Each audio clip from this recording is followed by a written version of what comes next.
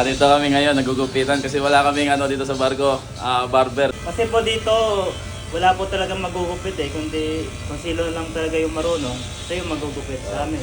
Bahala na, stay on board na lang. Help me. Gusto mo magpagupit?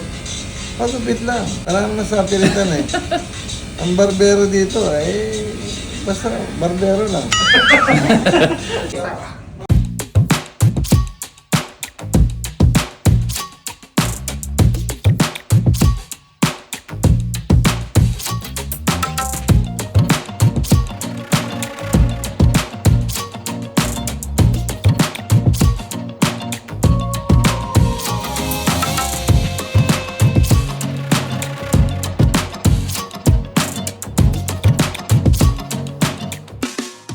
Salamat sir sa tiwala mo sa akin. Ayos, maganda. Thank you, Joven.